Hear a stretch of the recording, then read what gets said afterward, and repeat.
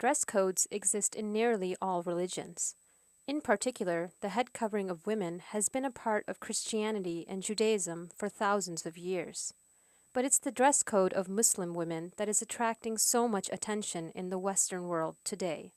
I was sort of mystified by the hijab. It's a very foreign concept to a Westerner why people cover themselves like the Muslims do. But I understand now, being a Muslim, so. Jennifer Al-Sharif started covering her hair in 2005. She says she is one of many Muslim women who feel discriminated because of their religious dress. People automatically assume that I might be oppressed, or my husband forces me to wear the hijab, or I stay at home and cook all day. Like Jennifer, Ziaullah Khan also wears Islamic dress, while often covering his head. Once you don a hat or a beard or a long thope or something like this, you just identify yourself with the way of life. I would be able to tell who's working in Kentucky Fried Chicken by the uniform that they're wearing. So obviously if they see me, hopefully that they recognize me, that I'm a Muslim. He says that hijab is not meant to oppress women, but to protect them from being objectified.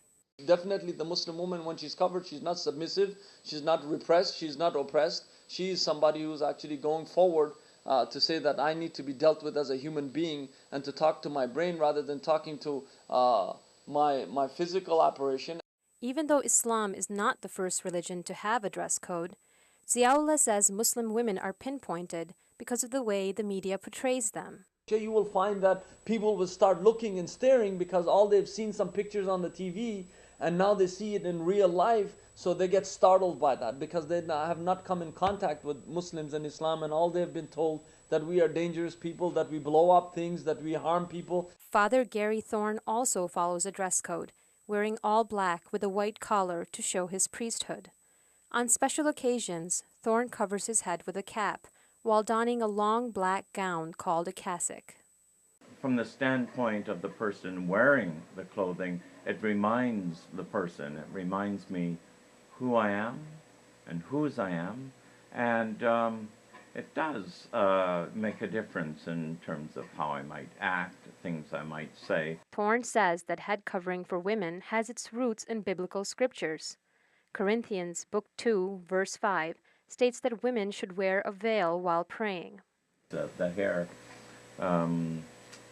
so much represents, I think, in many ways, one's personality and adornment, and it's precisely because one's hair is so beautiful and can be alluring and attractive, that it can be a distraction to others, and a distraction to the woman herself.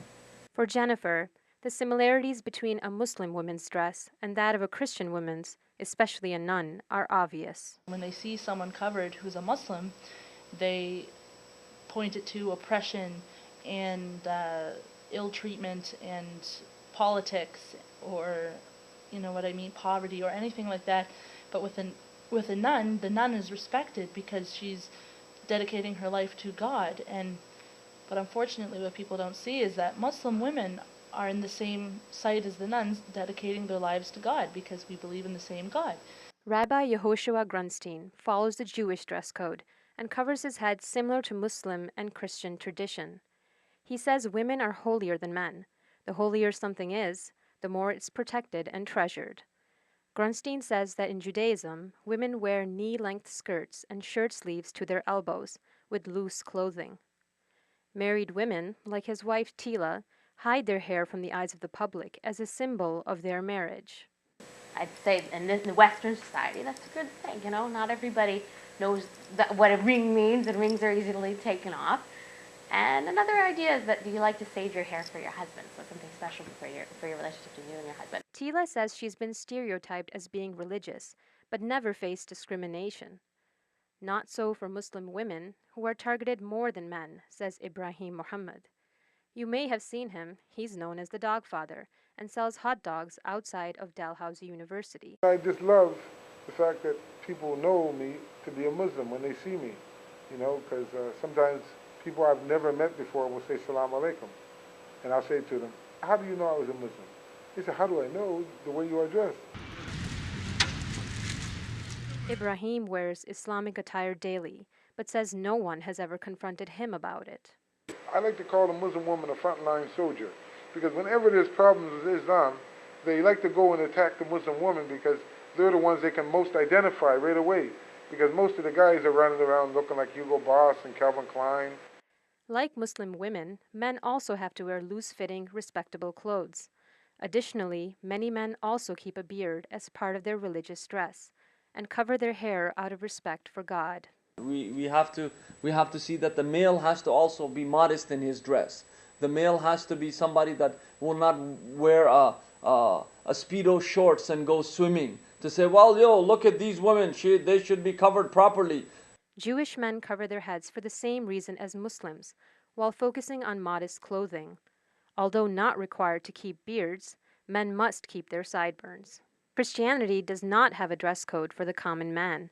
However, clergymen do wear distinct clothing, such as long gowns, so that they can quickly be identified for their beliefs. Father Thorne says all religions have dress codes for the same reason. All of it is simply to symbolize the vows that they have made, the way of life that they have felt called to, and they want to proclaim this. They're not ashamed of it, and regardless when other people ridicule them or what, and that's a small price to pay for being able to proclaim to the world that their faith is worth the sacrifice of their whole life. These girls are part of the grade 6 class at the Maritime Muslim Academy. They are accepted for wearing head covering in school, but don't always get that tolerance from people once outside. I don't discriminate against anyone for their beliefs. For example, Sikh men cover their hair in a turban. Hindu women sometimes and often cover their hair as well. Nuns cover themselves as well. But it's the Muslims who are being pinpointed when there's a variety of other cultures and religions who have a dress code and who have head coverings and certain ways of being modest. We're pinned that way, unfortunately, and we're not, acknowledged for our beliefs and what our lifestyle is really supposed to entail. It's clear that dress codes are not a new phenomenon, especially for the major religions of the world. Head covering is even more common. I started wearing hijab more than 6 years ago and have come to realize it's something I share with a lot of people throughout history, cultures, and religions. For untv.ca, I'm Isha Bassett.